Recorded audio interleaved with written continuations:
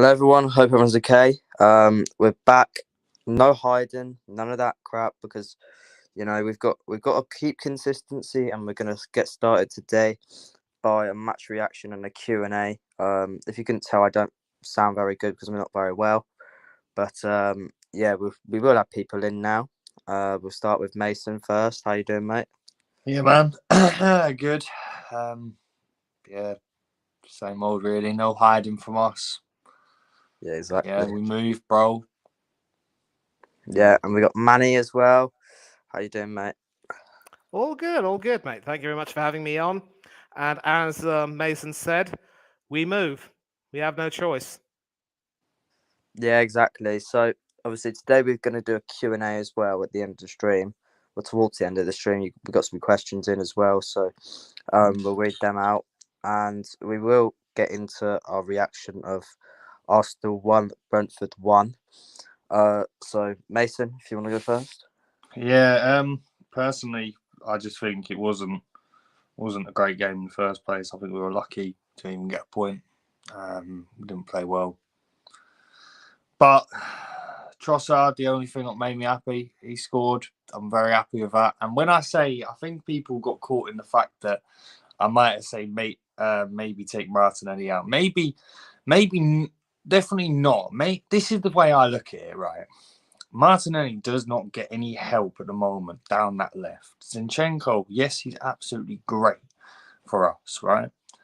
But he inverts a little bit too much, giving Martinelli no support. When Jesus is back fit, before he got injured, he was supplying Martinelli with that help. He was giving him support, and them two were linking up well, and hence Martinelli was performing better. So I do believe that maybe Mikel needed to change it up. Maybe bring Kieran Tierney in, because Kieran Tierney will invert slightly, but not all the way, and he will give that support to Martinelli. And I think that should have been the case. And I think taking him off, a bit harsh, but at the end of the day, Trossard come on, scored the goal. I'm very happy to see that. But I think Mikel needs to change tactics, because at Brentford, I believe that you don't need a Zinchenko inverting that much. Either Zinchenko needs to not invert too much, or Kieran Tierney needs to play that role. Because I think maybe Zinchenko definitely will play Wednesday, but I do think that Kieran Tierney should have played against Brentford. I really do. And I'm really disappointed. And I think when I used to talk about the man management, this has now come back into play in this game at least. And I do believe that Mikel, these are things where he will learn, but this is also where we've either got to be patient and hope that we're just waiting on playing. This is a little bit of a dip these last couple of games, and go for it against Man City. I think it's a must win now Wednesday. It's a must win anyway, but now it's just even more pressure, if you like, you know? Yeah, 100%. In the back room, we've got Goon Gang. How you doing, mate? What's up, bro? What's up? Happy birthday, my brother. Happy birthday, Thank you, man. bro. Yeah, I'm a little late. Just got back from brunch.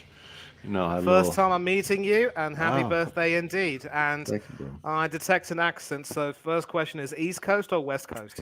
So I'm East Coast. I represent the Virginia Beach Gooners. I am the co-president over there. Been with them since 2014.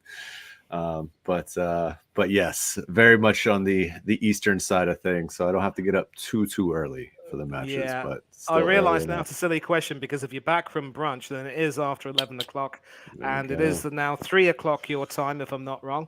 Yeah, we're right here. And I used to be associated with the Gulf Coast Gooners over in Tampa Bay, so Yeah. big shout out to Tom Sabol and everyone else. Miss you a lot. And but anyway, it's good to have you on, and many happy returns.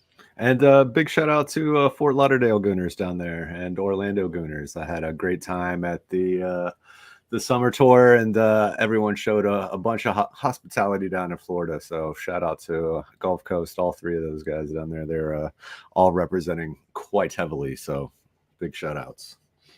Beautiful. Yeah, 100%. Yes, welcome to stream, mate. We got some comments as well. Big ups to Hashim. Big up yourself. Both AFC and CFC were robbed. What looked like it would have been a 3 certain points. That's my opinion. Yeah, as I was about to get onto it. Yeah, I didn't actually get onto that. My thoughts on the game. For me that was clearly offside. Anybody could tell that. The errors that this man has made towards Arsenal. Lee Mason. He's just an awful officiator, to be honest with you. And we've had 2 decisions now which haven't gone our way, and that he's been refereeing in. And one of them was the Manchester United game where Martinelli had a goal disallowed at the start of the game, which it was confirmed that it shouldn't have been offside, and that was confirmed by Premier League officials. So this goal that Ivan Toney, Lee Mason, he forgot to draw the lines, and this is it. In case anybody missed out on it. This is what it is like with the lines, and that is, how it is.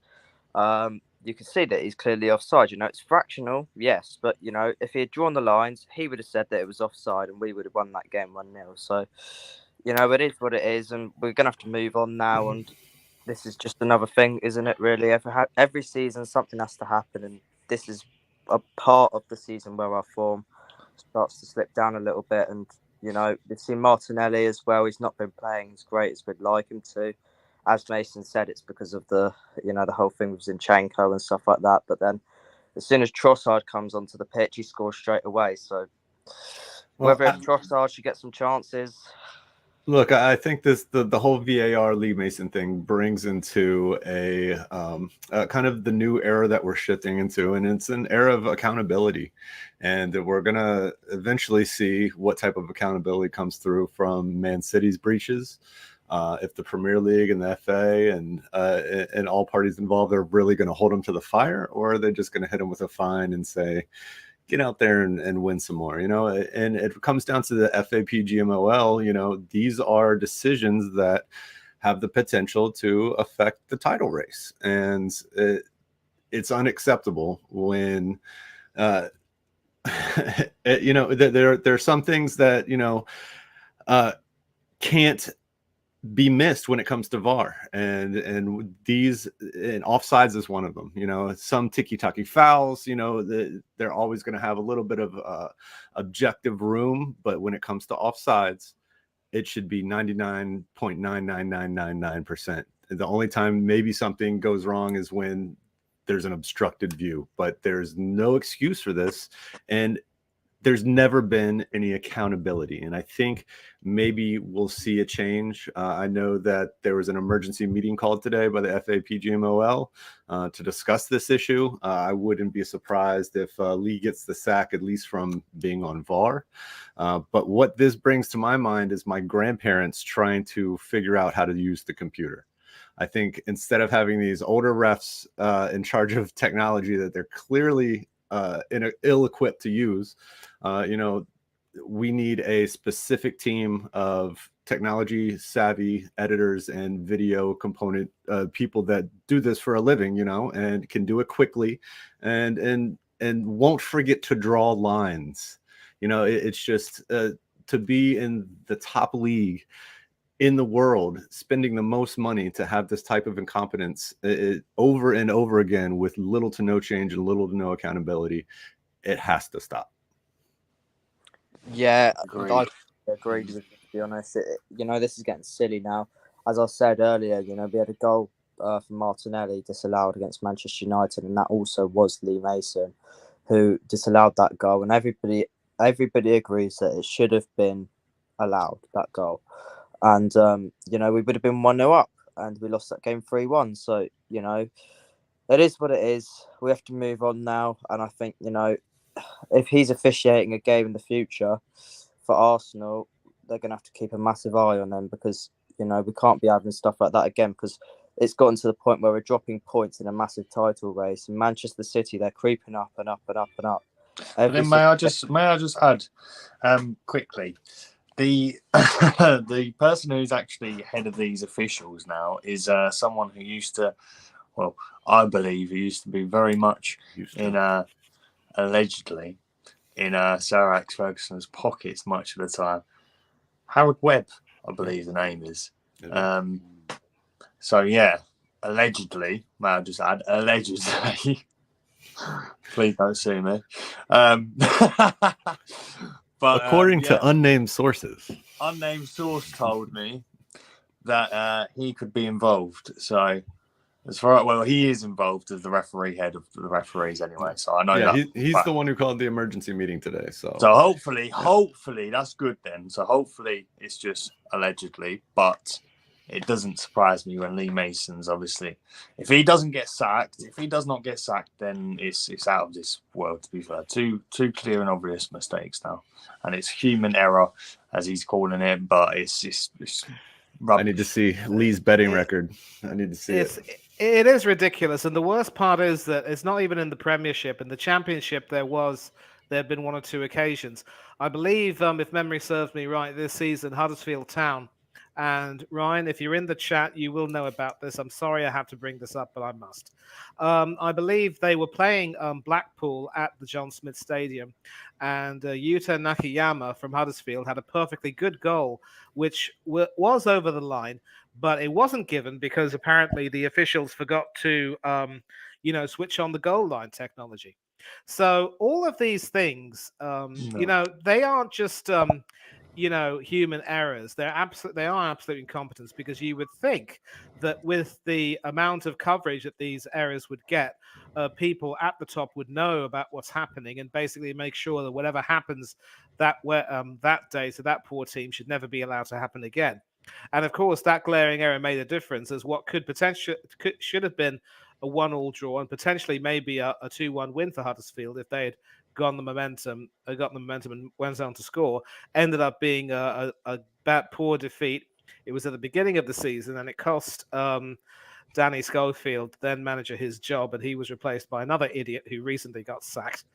So these mistakes can hurt teams, and certainly in the cases of Chelsea and Arsenal, we're no different. But I think with regard to the Arsenal-Brentford game, we've also got to be realistic and say that Brentford deserved to get something from that game for the pressure that they exerted on us. In the first half, they had the better chances, and they could very easily have been 2-0 up by half-time.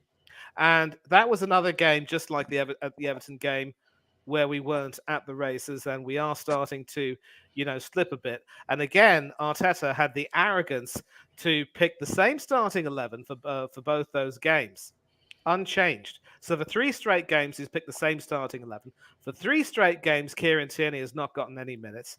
For 3 straight games, the likes of Bukayo Saka and Martinelli have been sort of run into the ground, if you will. And if you're not going to play Jorginho and Kivior in at least one of those games, why the hell would you buy them in the transfer market? Especially when there are doubts about Thomas Partey's fitness, and also the possibility that that William Saliba, his own standards have started to slip from how high they were at the beginning of the season. So we can't look at VAR and say that we were robbed. We've got to. I always am of the opinion that if we don't, Ryan has confirmed it. The goal line technology not being turned on, that was absolutely criminal, and I do apologize for that. Yeah, and but again, I would have to say respectfully that we can't afford to blame our inability to get these results on refereeing decisions at VAR, because that's sour grapes. The fact is, we didn't take our opportunities. We actually were lucky in many ways to escape from that game with a point.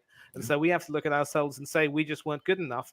And the worrying thing is that we've got City coming up on Wednesday, and I'm now feeling a little bit worried about how that's going to turn out. Yeah, to be honest, I have to just elaborate on that, what Manny's saying. I do believe that as well. That's why I didn't mention it in the first place, because when I was saying about it, we didn't play well. And that's the thing. We did not play well. And now we haven't played well for 2 games, and I think that's 5 points dropped. 5 points dropped. Realistically, 5 points dropped. Like, what else? Now we've got Manchester City. It's not. I'm nervous. I'm getting nervous, boys. And to be honest, at the beginning of the season, Champions League football and a trophy was my achievement. And if that was Europa League, FA Cup, or the League Cup, either way, it's a trophy. And Champions League football's obviously what we all want as well. Now we're only in Europa League with teams like Barcelona and other teams. Sorry for not remembering news that are in there. Ten Hag is hungry for a trophy and he's already in a final, so no doubt he'll try and get into another final in the Europa League. I think whoever wins out of United and Barca could be going all the way, if you know what I mean. So it's going to be a challenge, and I don't know what to feel now. I don't know whether to feel. A United fan was talking to me today, actually. Big up Proper Things Kitchen, Raj. Shout out to you in East London. Go check him out. But he was talking to me today. He's a United fan, and he was saying about surely if you get Champions League football, well, that's an accomplishment. And I went, yeah, but I wanted Champions League football and a trophy. And he was like, not being rude, but Arsenal ain't going to win the Europa League. Look who's in there. And I was sort of thinking, if we play like this, then we won't at all. No chance. And he said, but I'd still be proud of my team if we just got that. You know what I mean? Because it's getting to the point where my expectations are now competing for the Premier League and I still want a trophy. So now we're only in Europa League. What happens if we get knocked out of that? And then we just get Champions League. What are your thoughts, boy? Would you just be happy with just Champions League this year, or do you guys want a trophy as well? I want a trophy. We've got a strong side this season. We've proved that we can win a trophy, and it would be a shame not to come out with one. And I think if we come out with one, then I know some people possibly disagree, but we should start to doubt Mikel Arteta if we don't get a trophy this season. Yeah, I agree. No, I actually agree, because this is the thing. Where if we didn't take the FA Cup seriously against City, 7 changes. I wasn't too happy about that. We lost 1-0. Even though we stayed in the game, there was positives to take. It was still a defeat. We still got knocked out the competition that we know the most. We own the most of the FA Cups. We've got 14, and we want to get rid of that 14. We want to change it to 15. You know what I mean? But he didn't take it seriously. 7 changes, and now all depending on Europa League or Premier League.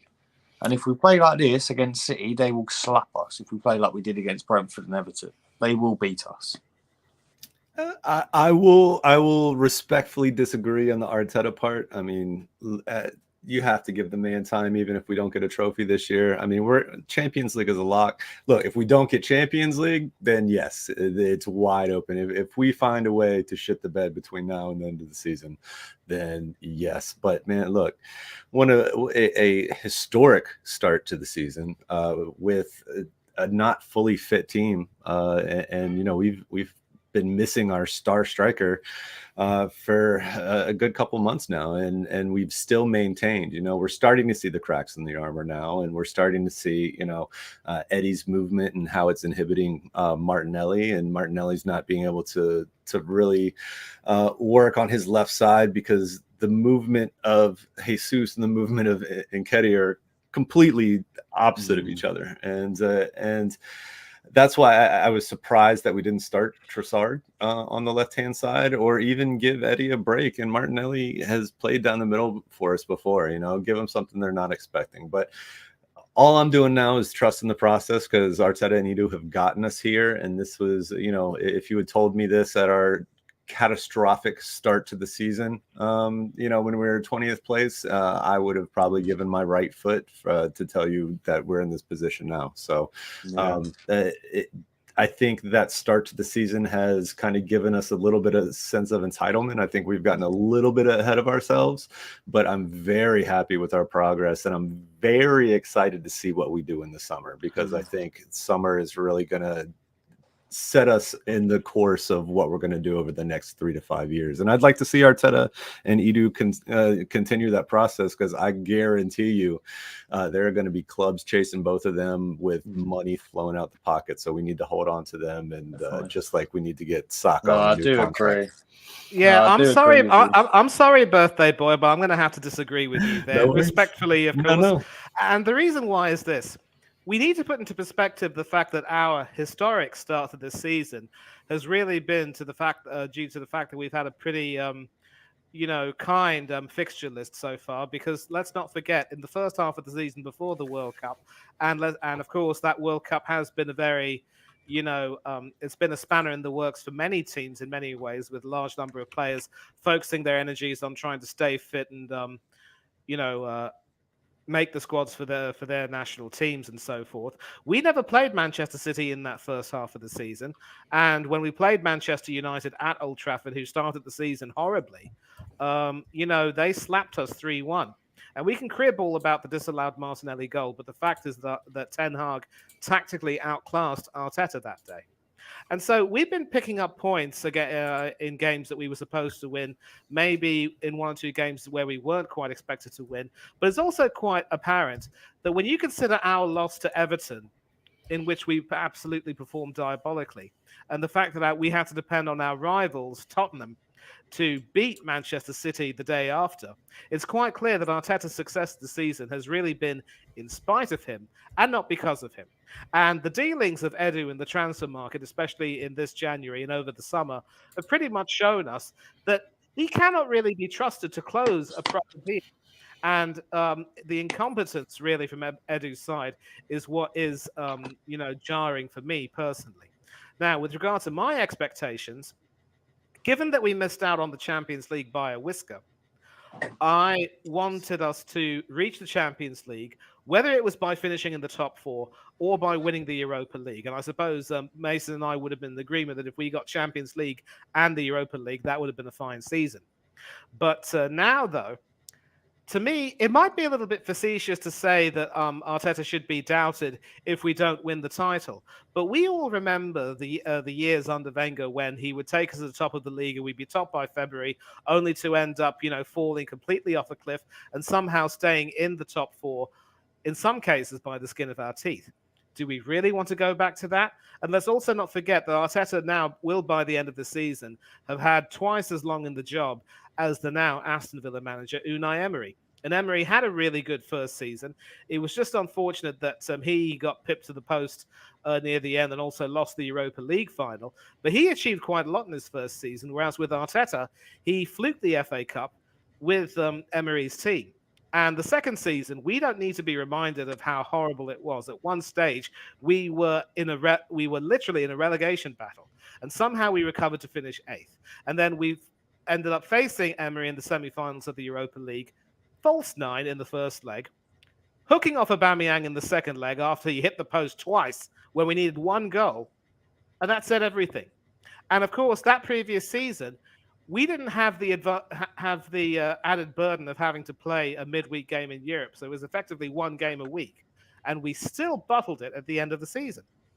So now things are being put into perspective where we got to play some pretty good teams right now. We've already played Newcastle once and drawn. We'll be playing City on Wednesday. We're going to see what happens. And we've got the return games against both those teams. Of course, with Newcastle drawing, they could be starting to slip a little bit. But it's just another reminder that no game in this league can be taken for granted. And if we are still where we are, it's because we have done well in the beginning of the season. We've taken our advantages, but it's also because some of our competitors have badly slipped up when they needed to win. And so the onus will be on us to try to do well. But having been top for as long as we have, how do you think it's going to feel for many of us if we end up slipping so badly that we can't even win the league despite receiving so much help? So no. My verdict is at the end of the season, if we do qualify for the Champions League, only by virtue of finishing in the top 4 and we don't win the Europa, I'm not going to be necessarily happy with it. But at least, with the influx of cash coming in, we can give Arteta one more season to try to get things right. But then if things can't improve, I'm sorry, but, we can't afford to keep that sort of thing. And if we get rid of Arteta, if we get rid of Edu, we'll get in some more experienced and competent people who will know what they're doing and who will close things down there. And we have a saying back in England, mainly used in London: shy children don't get sweets. If you are that tentative and passive in trying to close a deal, somebody will come up from behind you, pull your trousers and your underclothes down, and take everything you have.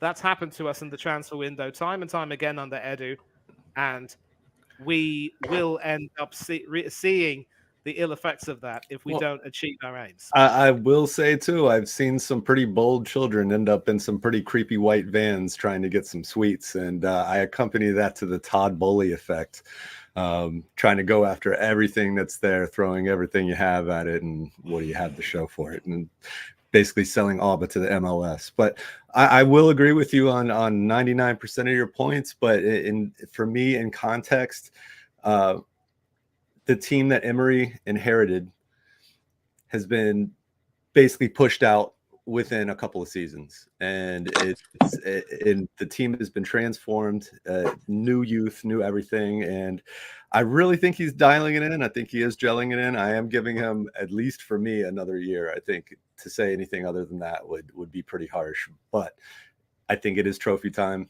It's 100% Champions League time. I think we would have suffered if we got Champions League last year, and would have had to do it this year, because we don't have the depth for it. We don't have the depth for Premier League, much as barely for the Europa League. I'm totally glad we're out of FA Cup and Carabao Cup. Like that served us nothing this year. We've won what, 33% of the past 30 years of FA Cups. We're good on FA Cups right now. But it's so hard to say where it goes from here, because this is the real litmus test as Troy Deeney would say, where our cojones are this year. And if our boys and our coaching staff and the back room have it synced this year, can we really take it to the end? I mean, these are again, as I said, the first two real chinks in the armor, and we can't be using the rest as an excuse. It really comes down to performances and how long we can actually last as a high pressing team without the depth and rotation of a Man City. So yeah, all I can do is trust the process and hope it works out. But if the summer signings aren't right, and the player and personnel transactions aren't right, and progression turns into regression, then yeah, let's find somebody. But I'd be hard pressed right now to give you, hey, this is who I would replace him with. I haven't thought about any managers yet. So I'm going to give him, as long as we carry on doing what we're doing, get Champions League this season. If Europa League is going to be so difficult to win by many standards this year, a lot of teams have come into it who are favourites, more favourites than us. So if we just get Champions League, then it's down to next season. We've got to process this now. We've got to go for it, and we've got to make sure those summer signings are spot on. I want to see a Declan Rice walk through the door. I don't want to see us even flatter at the money going out. It's not our money. Who cares? The Cronkies owe us for needing this. They need to give us these players. No. I want to see these exciting players back. Not Declan Rice. Declan Rice. Even if it ain't Declan Rice, it's like someone exciting. You know what I mean? Declan Rice is not exciting, Mason. He's overrated. Someone exciting, bro. Even a Gnabry. Bring Serge Gnabry back, man. I thought you said exciting. Oh man, Tielemans. I'm so mixed. I'm so mixed. I'd take Tielemans or Serge Gnabry. Gnabry's. What about Ruben Neves? Ruben Neves speaks Portuguese. That's one of the big things now we need.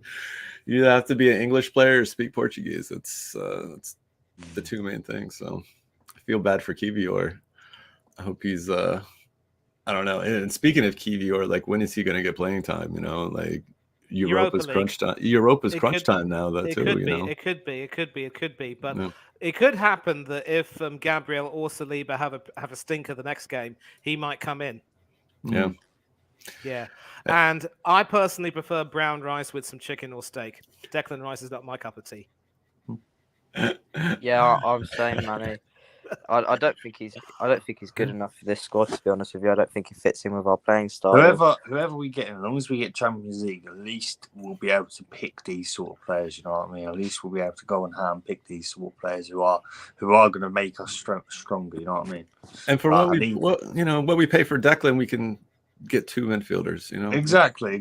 Just as long as, like, I feel like where Edu and Mikel's done it right is that we haven't just splashed all out or tried to splash all our cash on one player and then completely effed it, you know what I mean? Completely just not gone for anyone else. At least we've gone for now. Like, we went in for Mudryk, didn't get him, went into Trossard, got him for half the price, at least more, you know what I mean?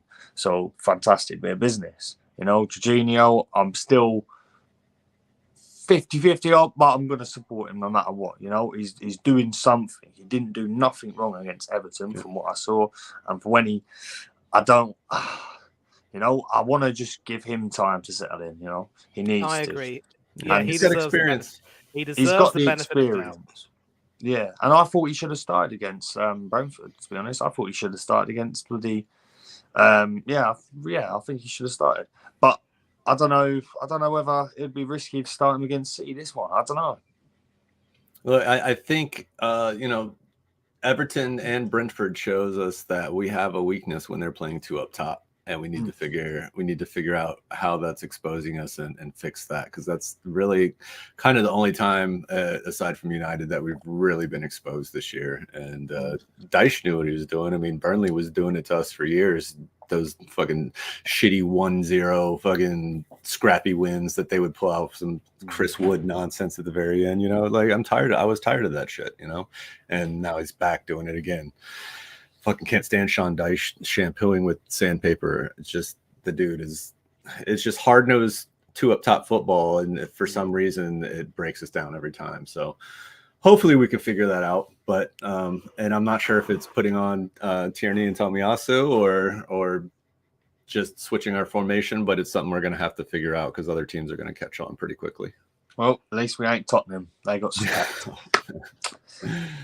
Oh, what a beautiful thing. I don't know if you guys have watched the expressions oozing yes reactions, but man, I haven't. I mean, I'm not really too in. I think I've heard of it's expressions, beautiful. but It's never beautiful. really. This was his meltdown of all meltdowns. Oh, and it's just meltdown. I love his meltdowns, bro. I love him. It's fantastic, man. I love him. He's Him and his brother rants. Yeah, he's got when a good they do that podcast. I absolutely love it when they melt down. It's brilliant.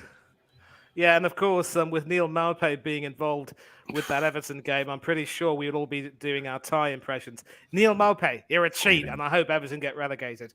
For crying out loud, man, buck yourself up. I'm gonna make a T-shirt of that freeze frame of Guendouzi just choking him, and that's the T-shirt. Guendouzi will go down in Arsenal history for good reasons. You know, I was 2 inches away from getting a little doozy vert kit, and then he went to Marseille. It was so. But here's close. the thing, but gentlemen, put it this way: if it weren't for Maupay, we might not have won the FA Cup that season. True. Emi Martinez. That's true. Like, yeah, he injured Leno. Martinez came in. Probably would have never sold Martinez because his form was so high after his little run. You know, and he might not even have made it to the Argentine team and won the World Cup. So Neil Maupay could have won the World Cup for Argentina. Right. He's half French, half Argentinian. You can't make this up. Should we start with the Q&A now then? Yeah, of course. I did put something out on AFC Talk Show TV Instagram, putting the questions in. So people have put the questions in. I have read through a couple, so there's not any horrible ones in there, but there is. Yeah, listen, I've got them up here. Mason, I'll check. I'm going to check out that story right now and give you my answers. Yeah. Oh no, it's already been took down. It was a couple of days back. Oh, mate.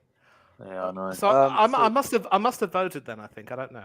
We've got a question from David coming up first. David, that Red Hot Devil, goes by the name of. Would you rather see Arsenal relegated or Spurs win the league? Relegation. Yeah, same. I would hate to see Spurs win the league.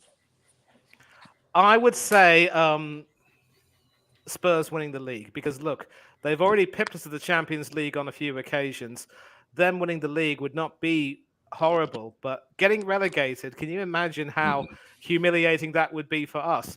We've never been relegated from the Premier League, and it was thanks to Tottenham getting relegated that we ended up remaining in the top division, and we've never been relegated for so long. That would be a huge humiliation. Manny, the reason why I say relegation is because Deji Spurs, man, he will crucify me. If they win the league, he will crucify me week in, week out. The Arsenal Slayer. crucifying me. He will be absolutely ripping into The me. Arsenal Slayer will be Oh yeah, slaying. He will actually listen. Arsenal slay me down. You know that. He will actually be. Nate, I'd have listen. to call him the Arsenal Slayer if he Nathan, actually started doing son, that. listen. He might be the Slayer, but he has been slayed before. If he comes after you, you've got a cavalry. Oh yeah, true. But he hasn't slayed me. I want to stay undefeated with Deji. I know that he's trying to, but It's ain't nice gonna because do it's it. one of those questions where neither of the options will ever Mason's happen. an invincible. So, yeah. Sophie's Choice would be a shorter movie, but listen, if we got relegated, he'd slate us too, you know. 1961 and then, my friend. So we got a question from Orest. Your favorite idol growing up? Mine personally was Omri. Yeah, I have to You agree know, with that. when I was Amazing. playing football, I just think of Omri, and it's just it, and like you get his mentality and everything like that, and just think like him, play like him, and that's how it is. And I used to idolize Mohamed Salah a little bit as well, you know, because I play on the right wing, so I just used to run up there with pace and then just say Mohamed Salah it, you know, so and just shoot and score. So yeah, I have to for say, me, obviously, I Omri didn't and Mo Salah. watch this player back in the day because obviously he's way before my time. David Seaman, goalkeeper. Oh, me too. Because I'm a goalkeeper, I do watch some of the old games of him involved, and he's just absolutely brilliant. What he did for Arsenal as a footballer, Mason, unbelievable. you missed out, son. You missed out. I've seen him at his best for both I Arsenal. know I missed out, and it's gutting to see, but mate, honestly. Yeah, Seaman was amazing for me. It was tough because I had his the Dromberg kit with his name on the back, but you know, stateside, you know, the kids I was playing with had no idea who David Seaman was, so it just said Seaman on the back. So you know, I couldn't wear it out. I had to like, I was obsessed with him and Peter Schmeichel at the time, but really, who got me over to Arsenal was Ian Wright because I was a kid who. You know, East Coast and in Virginia, there were no other kids named Ian. And so when I was like, Ian Wright, oh shit. And the year that I realized the year he bagged 30 and they signed and Wenger came on, and it's crazy because Wenger looks exactly like my dad. And they're both super nerdy, like intellectual dudes with glasses and stuff like that. And my dad's got the same Nike trench coat where he had the zipper problems. He wears that shit religiously. So I swear to God, they look alike. So I was like, okay, this is my kid. Because did your dad keep going on a plane back to England and London? I mean, he was a rugby Champions player. League games and that. So he took me over to the UK when I was a kid on a rugby tournament, and took me to like India on a rugby tournament and stuff like that. So I grew up on rugby and footy, even though it was kind of rare for kids around my area. So yeah, I the namesake Ian Wright really got me in, and then you know, all you had to do was look at the squad, and it was just a bunch of goats. So it was easy team to love, man. It really was. I have to give a special shout out also to Patrick Vieira. Yeah, shout out to David Rocastle and Dennis Bergkamp. Rocky. Yeah, Rocastle, man. Big shout out, Rocky. Yeah, so we got another one as well from JPT, aka the Added Time podcast. After the January window, does Arsenal move on from Edu or does he stay?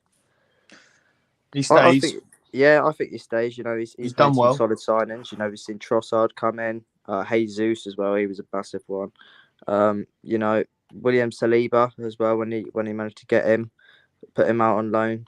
And then he's been excellent. So, you know, I think he stays. I definitely think he stays.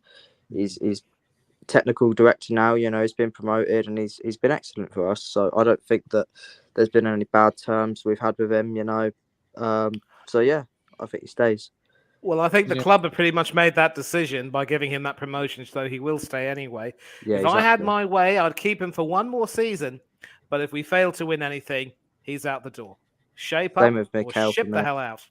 Yeah. Same with Mikel. I say keep him, but I say maybe it's time to give him or find some new creative scouting roles within the club. I know we had to lay off a lot of scouts during COVID, but you know, we're back in full swing. Money's back in. pretty much guaranteed Champions League, and so at least guaranteed money on the horizon. So I think investing in new approaches to scouting, how to get in African players with visas and how to work around stuff like that, maybe taking kind of a cue from the city football group and maybe having a feeder team in an area where it's easier to get visas, so you can get some of these Northern African, South American teams that are having trouble getting visas in the UK and Ireland and such to kind of see if they're going to work out and get them over here and do some different stuff. But if we're going to have a large Portuguese and Brazilian contingent in our team, and we're going to keep going after Portuguese and Brazilian youth, Edu's kind of the right guy to have there. So, until we change that game plan, I give him a thumbs up, but he could use some help, I think. Yeah, I agree. To be honest, I do think that Edu is the right geezer for the job at the moment, but like I said, he needs to obviously give him this summer and next season, and let's see what he can do. Same with Mikel. Hopefully they can win us some trophies and Champions League next season, boys. That's the main thing in my eyes, that we're getting that. I think I can safely say on behalf of all of us that if we never sign another Chelsea player again, it will be too freaking soon. Amen. We signed Mudryk for 30 in 2 years. Watch. No, you're forgetting something, bro. He'll have to come on loan for a year first. He's just a double agent. He's just causing terror and chaos from the inside, man. Has anyone heard? We'll carry on with the Q&A, but has anyone heard that Aubameyang's going to go to LA FC or something? Yeah, he was supposed to go to LA, but that deal's fallen through. So he'll be staying at Chelsea to try and fight, and maybe he'll get a few games before the end of the season, and then he'll pack off. I heard that Unai Emery might be interested in bringing him over to Villa Park. But personally, I think his Premiership days are done and dusted. He needs to go back to Europe, back to Spain, back to a league where he'll get the service he needs and bang in the goals he deserves. And to me, he'll always be... He was excellent. Agent Abba, blood clot, yeah. He will always, forever be our FA Cup. Oh man! But I can't believe we gave him $300,000 a year, and then that was a bit too much. Yeah, it went to his head, bro. Didn't need to do that, man. That was incompetent. What we did with Ozil, we did with Aubameyang. Both of those players ended up, leaving on the worst possible terms. Never again. Never again. Let's move on now. Yeah, so we got a question here from Ollie. He said, "Favorite Arsenal player so far?" I'm just gonna go out and say Odegaard. What a signing! What a step up for captaincy this year. Still has some stuff to work out, but just touch wise, general vision and passing is super underrated. Just the way he's cutting balls and without having to turn his body, and it's just, if you really take the time, go back and watch it. 35 million is an absolute steal. We lucked out. Madrid must be just absolutely boiling mad because this man is just a general waiting to happen. He is a military presence, and I'm so glad that we scooped him up. And I think he's got a lot to bring in the next 2-3 years. Oh, birthday boy. Real Madrid have just won the Club World Cup. They took back Dani Ceballos from us. They've still got some quality midfielders of their own. Oda who? Oda what? Oda, who gives a damn about him, God, as far as I'm concerned. But and that's Danny's an 8. He really is, and it's just, I don't know. And I can see Trossard playing the role that Danny was kind of playing for us, even though we kind of have him on the wing. But I don't know. I just think I'm just in awe of how young he is, how mature he is, and what the future holds for him. So I'm excited about him. That segues into me, and although, obviously Odegaard is not quite my cup of tea, so he still has a lot to prove for me personally. And although this guy had a stinker against Brentford and has seen his standards slip, I think this season, William Saliba has been my favourite player. Excellent vision with the ball, confident with the ball at his feet. He reminds me very much of David O'Leary. Simple as that. Blair, what about you, mate? I'll probably go with Bukayo Saka. You know, the way that kid's come up from our academy, and he's gained himself. You know, he started in the Europa League, started on his debut for Arsenal then. So, and he has, you know, developed into a player which can have the potential to be one of the best players in the world. And you know, he's excellent. You know, whether if he'll stay at the club for 5 odd years, you know, we never know really, do you? With such an amazing talent like Bukayo Saka, you never know how long they're going to stay at the club for, and you just got to put your faith in them so much that they will stay at the club and become hopefully a club legend. So, you know, I think Saka's got the potential to be one of the best players in the world right now. Yeah, definitely. And for If me, he stays injury free, that is. Exactly. Yeah, hopefully, fingers crossed, he'll stay injury free. And he usually does.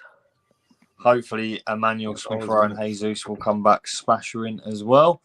I feel sorry for Emmanuel Smith-Rowe, to be honest, with all the injuries that he's getting at the moment. It's not good. But for me, as a goalkeeper myself, I'm going to have to go for Mr. Aaron Ramsdale. I love him. He's an absolute wind-up merchant. And he pulls off some absolute fantastic saves as well. His attitude to the game, he doesn't like conceding goals, as I believe most keeper doesn't, to be honest. And he's just personality wise, he's a good lad.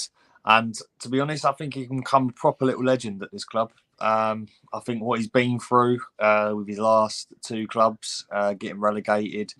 When we bought him, I know there was a whole load of Arsenal fans, including myself, who were a little bit worried about it. And Ramsdale coming in, like, what the hell's going on? And he's lit the place up, took that number 1 spot straight out of Leno, said, see you later, mate. You go to Fulham. I'm taking this number 1 spot. And to be honest, mate, he's absolutely rocked it, boys. And I think he's some of the reasons why we didn't concede as many goals as we have done in past seasons since he's been at the club. So, yeah, but all the players that we've mentioned, I will say they're all brilliant. Saliba has just been absolutely fantastic this season. Pocketed Tony. Odegaard. Pocketed Tony last game. Oh, I don't know if you saw all the challenges. It was just, there's a little compilation going around on Twitter. Tony was so frustrated. Sorry, he didn't pocket Tony. In fact, Tony actually had the better of him and actually Yeah. had him, off balance on more than a few occasions. But Saliba has been wonderful. Yeah, Saliba, he didn't stop slipping over in that game. Like, He did pocket him at Brentford. He kept falling over like so. Yeah, many at Brentford, Tony was full grabbing too, like, and it didn't get called. Like, it was. It's mental. But I'm still disappointed in that one. I'm really disappointed in the way we and play. Ramsdale, he could be a complete goalkeeper, but for me, he's got to improve his decision making at times. 100%. Yes, indeed. God, in that near post as well. He's there is stuff that he needs to improve. But remember, I believe he's only about 24, I believe. Yeah, 23. Yeah, 23. Yeah, so I'm 23 years old, and to be honest with you, I think keepers peak are probably around. They play until they're around 40 or even older at times. So I think, he's still young. He's still got a lot to learn, and I think he's got time. He's got plenty of time to make his decisions. He's a young goalkeeper, and he's what we need is a bit of fresh air around the stadium as well. He loves to wind up fans, and I love it, mate. I absolutely love it. And shout out to Matt Turner for restoring my confidence in him a little bit. So I am a little bit more confident with Matt Turner now. So yeah, big up Matt Turner as well. Yeah, his distribution's great. Like, so I don't have anything terrible to say. I'm not as shaky as I was when he first started. Is all I can really say. Yeah, we'll see the final question here. Could we win the league? I think the question is go first. I don't think so. I really don't think so, because the amount of times we've had a great consistent season and everything like that, but then there's always times like last season where we just slip, like we completely lose the plot, and that's what's going on right now. Last season we was doing well, about to get top 4, then all of a sudden 2-0 to Newcastle we lost. Another game we lost as well, and we just kept on getting back-to-back defeats. and then we lost out on top four, which was our aim for the season. So I think this season, we'll have some good moments and we'll have some bad moments, and I just don't think that is good enough to be, a league-winning side. So I don't think we'll win the league personally. Yeah, I'm going to say that I believe frozen? Man City are favourites. Man City No, are I'm not favourites. frozen. I'm fine. And even if I were frozen, I'd be saying, let it go, let it go. Yeah, I do believe that Man City are definitely favourites in my eyes. I believe rival fans who are saying that Man City, that we're favourites, are just trying to big us up to drop us, basically. I do think Man City are still favourites, but like Flair said, we have had some good times so far this season. I'm sure we'll have a lot more, but we have to really, really go for it. We have to. But I still think City are going to be favourites. We'll get Champions League, and yeah, Mikel Arteta, Song. Hopefully, we'll get a little bit. What's the word? Changed a tiny bit. Look, I think we're gonna do it, boys. I think we're gonna do it. I like to be positive. It really comes down, just like last season, to the strength of schedule at the end. City have a couple of road bumps, but I don't think as many as us. But our ending schedule after City, despite having to play them twice, is not terrible. We still have Bournemouth in there. I think we can beat Villa despite Emery kind of knowing a bunch of our secrets. We still have Leeds in there, and it's tough to say, but I want to believe in the boys. And honestly, if this also includes the asterisk win to where City get relegated points and we end up winning, whether we're ahead of them or behind them at the time of them being point reduced, I think, it might not be the way I want to win, but that's still us winning, and that's still money. It's still Champions League. So, and if they are cheating, then shut up. Like, you have an unfair advantage, and you should be docked, and you should be relegated. So, but that's a whole nother 45 minutes somewhere else. So I'm sure we'll be talking more about that here soon. Definitely. Yeah, and now to my answer. I think we could, because forget about the breaches and all that rubbish. There will still be the odd game where City will lose their concentration and they will be put under pressure. We've seen against Tottenham that their backline still looks a bit shaky. And even against Villa today, mind you, in the very first minute, Leon Bailey was able to just get in behind that ridiculous three-man backline of three central defenders with no real protection on the wings, and very nearly scored. I mean, he won a corner, actually, didn't quite score, but still caused some problems. So there will be occasions when teams will be able to get in behind that defense. I'm not too sure why Pep Guardiola saw it fit to do that. And Guardiola, to me, seems to have taken on the role of a mad professor who's really tinkering with his team to try to get the best out of whatever he can. He's mucking his defense around, and that will come back to bite him in his backside if he's not careful. I'm predicting a 2-2 draw at the Emirates. We could, if we play really well, at least snatch a draw at the Etihad. So I'm saying we could. Whether we will remains to be seen. But I still firmly believe that if we improve our form and get back to winning ways, it will be in our hands. Bear in mind that last season, we had a dreadful 3 consecutive games against, I believe it was not in the same order, Southampton, Brighton, and Crystal Palace. And we lost those 3 games, and that really set us back. But come near the end of the season, we were still in pole position to get that top spot in the top 4. But then we lost against Tottenham, we lost against Newcastle, the apple cart was upset, and so were we. So we were able to recover our form after a dreadful blip. But it was just those 2 games as well near the end, which also completely mucked us up. So it depends on how we'll be able to recover from our own little blip. We need to make sure that we translate our own decent spells to goals and wins. Goals can win you games. Defense will clean sheets will win you championships.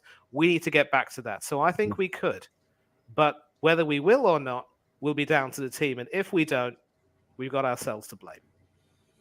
Yeah, definitely. I totally agree with that. 100%. Yeah, definitely. Yeah, so we are going to actually wrap up now. Thank you for everyone who's joined. Thank you for everyone who's checked out the channel. So we'll start with Manny first, if you want to shout your channels. Well, thank you very much indeed, Flair. Wonderful to be on, and thank you very much, and Mason, very much indeed for inviting me on. And I hope to continue to come on whenever I can, whenever my schedule will allow me to. Socials, you can catch me on Instagram at MannyThangatherai1981. You see my name, add the 1981, and you will find me there on the gram. For Twitter, just use the surname, add 1981, and that's where you'll find me, Thangatherai1981. You see me on Twitter either discussing politics or discussing football or discussing any topic under the sun. These days, I don't get to tweet very often, but whenever I do, it's normally retweets of something, or sometimes it's my own short, snappy opinions or whatever. And I also try to support a few of my fellow content creators on here, especially if I'm collaborating with them. And Instagram is where you'll find some decent football content on my story. I also love catching up with a few mates of mine, and especially on the Instagram chat. It's a terrific way for me to keep in contact with many good friends of mine. And YouTube, big up to AFC Talk Show. You will see me here more often, and I want to make sure I big you up from now on. Big up as well to Del Boy Gunner TV, S Featley TV, where I'm a co-host. Oris Talks Football, co-host there. Coach's Corner with Hannah Trollipp, I do some co-hosting there. Tony Claude Gunner TV, you can catch me there doing a few streams with him. Danny AFC TV, we sometimes have some streams on Thursdays or even Friday nights where we discuss some Europa League action or whatever it may be. Chelsea Dan, have some streams with him. Up the Cherries in all departments, the Bournemouth fan channel. They had a free-for-all today after the Bournemouth Newcastle game, but I couldn't attend that. But terrific bunch of guys, always happy to be involved with them and do some content with them.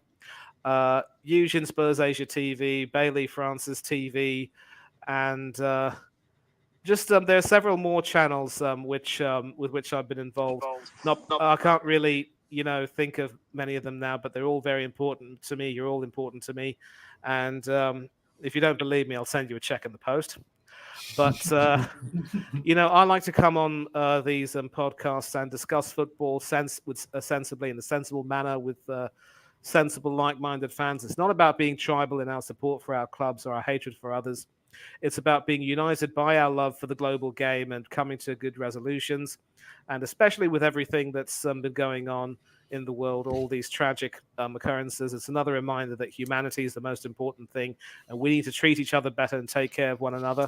And a game like football should be a source of unity. Sports should unite us the best way it possibly can. So thanks once again to Flair and Mason. Happy birthday to the Goon Gang. Good to meet you as well. And big up to the people who've commented in the chat and have joined in. You're why this stream is what it is. And big up to all of you who've asked those questions in that Q&A. So take care of yourselves. Have a good Monday. Sleep well tonight. If you're planning on watching the Super Bowl later on, do enjoy it. Unless, of course, if you're in the UK, it is long past your bedtime. Don't do anything that the four of us wouldn't do. But for now, I'm out. Absolutely brilliant, Manny. Big up, mate. Yeah, we'll go with Goon Gang. If you want to shout your channels. Yeah, what's up, guys? It's mainly Instagram. It's just at goongang.afc. Honestly, it's just kind of memes and banter and some travel photos. Try to attend a lot of games. I'm always at the stateside tour games and everything. And I am the co-president of the Virginia Beach Gooners since 2015. If you're ever in Virginia Beach, taking it's a vacation town, come see us. We watch all the matches at Froggies, and we proudly support Gooners vs. Cancer. Make sure you're following at Gooners vs. Cancer. It's the Gooners podcast, which you find me on some of the aftermath shows sometimes. But Mike, Magic Mike, as you may know him, does some fantastic work. So make sure you're supporting them and following their channel as they do some fun, kind of wacky podcasts. But they've got everyone on from Arsblog, Tom over from the Gooner Talk, Harry Simu from Chronicles of Gooner is always on. So there's a lot of great content out there, but any ones that are supporting great causes are definitely ones that are worth investing in. And I really want to give a shout out to these guys too, and shout out to MK. We've known each other from Wenger's house, the after match review shows, and all the guys here that we've had on these chats have been fantastic and super knowledgeable. And shout out to Manny. He's did fantastic today and had some really good points. And 1981's a good year because that's my birth year too. So we are a finer caliber, a finer year. We are a fine wine of football knowledge and Arsenal support. So shout out to everyone. Look, boys, we're going to be back in form. We're going to win the league. We're going to do some damage in Champions League. And we're going to have a great summer. But make sure you tune in every time we stream on here. So you'll catch me on and off. But East Side schedule is a little different, so just appreciate the invite. So make sure you're following at goongang.afc on Instagram, and share my memes. Thank you. Big up, bro. Big up, happy mate. birthday to you, my guy. Happy birthday once again. Mason? Yeah, you can find me on Instagram, mkthedon14. Also, as Goon Gang said, obviously me and him's known each other since the Wenger house days. You can catch me on there sometimes. And obviously, please like and subscribe on AFC Talk Show TV, guys. It means so much, you guys supporting us. So big up to yourselves, and thank you to the guests as well. Flair, you shout out your stuff, bro. Yeah, I've got actually 2 accounts now. Still got me on. Yeah. I've done some business on Instagram, so I have got a new account now. If you guys want to come and check it out, it's afc.extras with an X. So if you want to go check that out, it's a brand new account. And also I've got a new account as well called fx.football, where I'll be posting all my graphics and stuff like that. So if anyone wants to come and check that out, and you can purchase some graphics. So yeah, big up everyone for watching, big up everyone for tuning in today. Obviously like and subscribe, and yeah, we'll see you all. I can't speak today. We'll see you all next time.